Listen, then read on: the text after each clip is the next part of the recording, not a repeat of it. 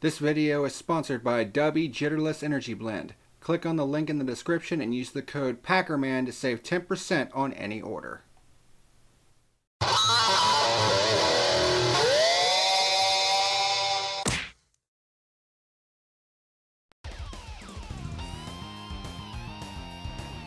Hey, what's happening, ladies and germs? This is the PackerMan, and welcome to this edition of The Fuel, where on this episode we're going to be talking about the 2023 Kansas Lottery 200 for the Craftsman Truck Series.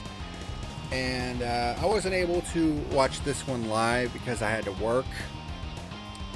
I had to work Saturday morning. I had to get up at 5 o'clock in the morning, and the race started at 9 p.m., so it wasn't really much I could do about it. One thing I'm going to say, and this has nothing to do with NASCAR or the race itself.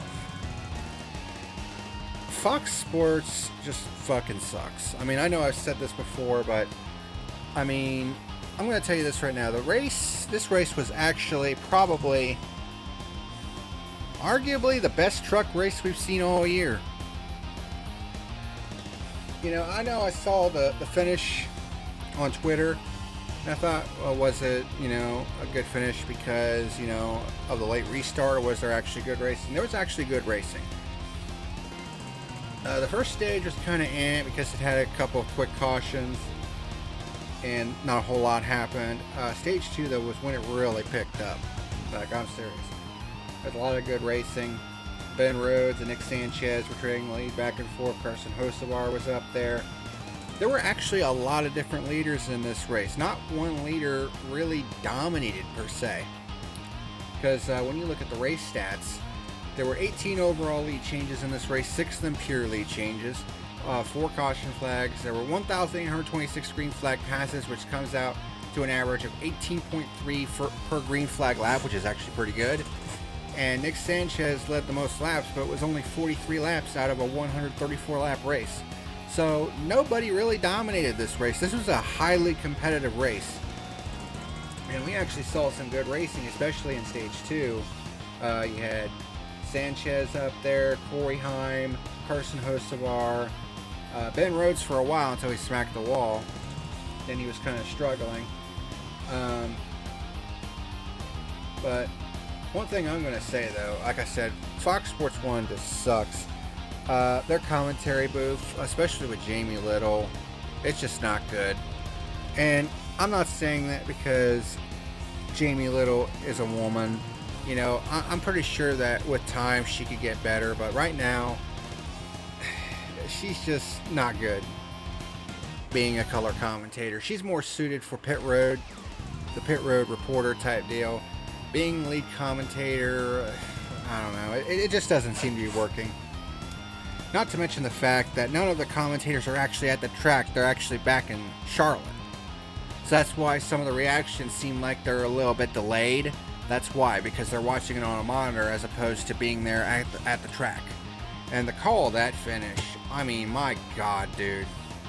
I mean, I've seen better commentary from a local fucking short track. I've seen better commentary from a goddamn bowling match. And I'm not the only one who feels that way. I mean, there are quite a few people that were saying that the commentary was pretty piss poor, to say the least. Especially that call, that finish. Like, my God, dude. You gotta do better than that. Because that's just bad. It's just bad. What wasn't bad was this race, though. This race was pretty good. When we had that caution at the end for Tanner Gray and Rajah Caruth on the front stretch, I thought, oh, God damn it. So we had a 2-lap shootout. As it turned out, it was not overtime. They had not gone past the scheduled distance, so it actually went to lap 134. So technically, there was no overtime. So, I mean, it was still a 2-lap shootout. I mean, I would have preferred to have a little bit longer run in this race. But let me tell you something.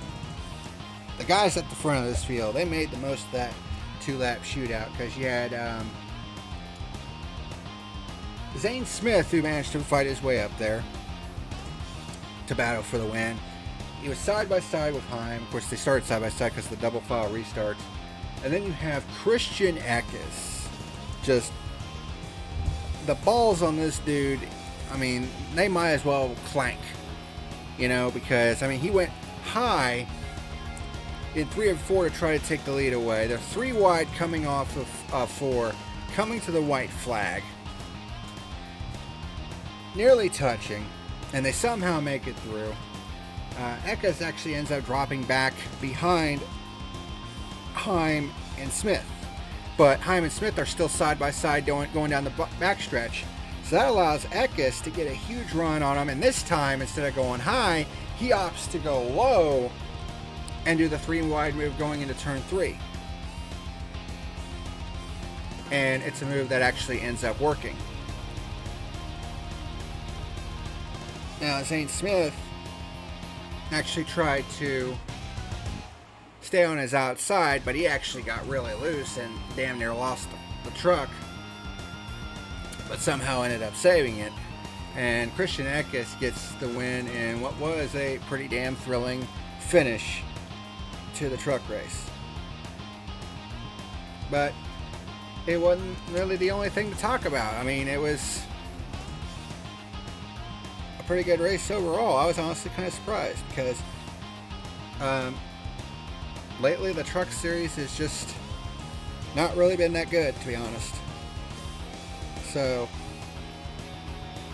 I was skeptical about this race beforehand, although Kansas has been putting up some pretty decent to good races in the Cup Series. I didn't really know about the trucks, but no, this race was actually pretty damn good. Honestly, no complaints other than, you know, FS1 being a bunch of derps, but I mean, that's just par for the course at this point. But as far as the truck series is concerned, this was probably the best truck race of the entire year. I enjoyed it. I mean, that's all I can really say, and that's all I really look for is good, enjoyable racing, and we got it with this one. So my final rating for the 2023 Kansas Lottery 200 at Kansas for the Craftsman Truck Series, it will get an 8 out of 10.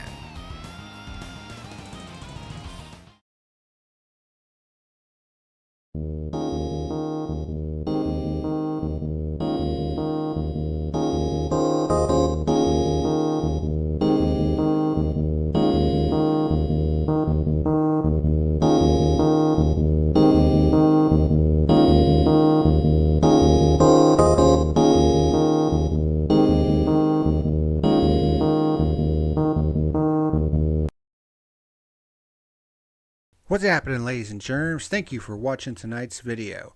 If you're interested in sponsoring the channel, there is a link to my Patreon down in the description box below.